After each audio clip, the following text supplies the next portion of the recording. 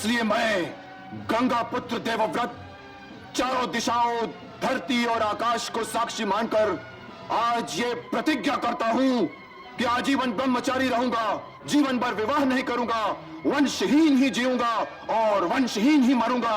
ये मेरी अखंड प्रतिज्ञा है। प्रिय छात्रों, मैं प्रदीप सर आज आपको शक्कर और ऑफसेट के बारे में समझा रहे हैं। ध्यानपूर्वक आप देखिए। यहाँ लिखा हुआ है ऊपर में स्ट्रीम, नीचे लिखा हुआ शक्कर एंड ऑफसेट। जब आप मॉर्फोलॉजी में स्ट्रीम टॉपिक को पढ़ेंगे तो उसमें हमको शक्कर और ऑफसेट टर्म मिलेगा। क्या है इसको देखिए आप। शक्कर के एग्जाम्पल को हम एक कोड की सहायता से बताए हुए हैं, जिसमें लिखा हुआ है भीष्म प्रतिज्ञा। भीष्म प्रतिज्ञा क्या थी?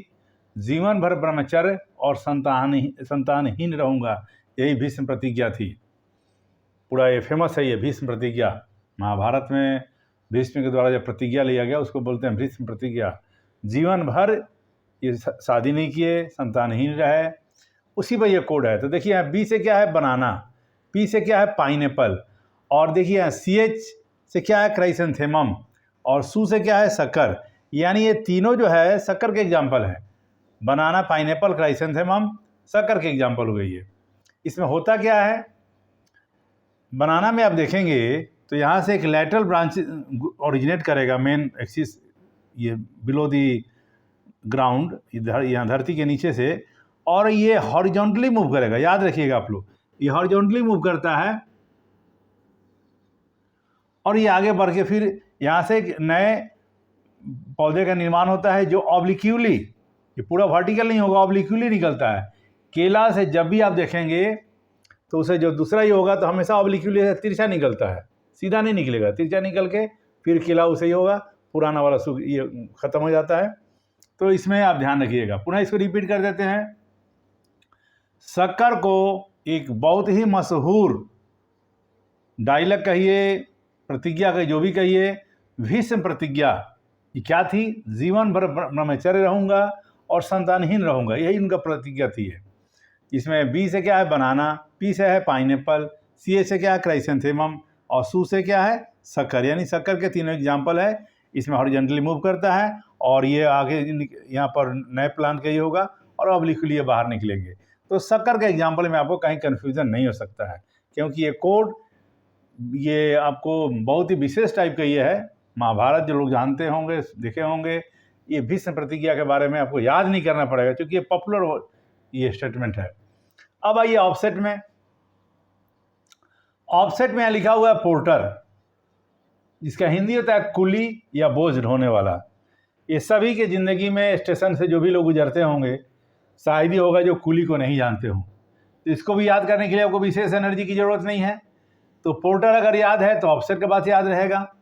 देखिए पी से क्या है? पिस्टिया, ओ से क्या है? ऑफसेट, आर से क्या है? रोसेट ऑफ लीव्स, टी से क्या है? टॉफ्ट ऑफ रूफ, ई से क्या है? आइकॉर्निया। यानी ऑफसेट के एग्जाम्पल कौन कौन से हैं? पिस्टिया है, आइकॉर्निया है।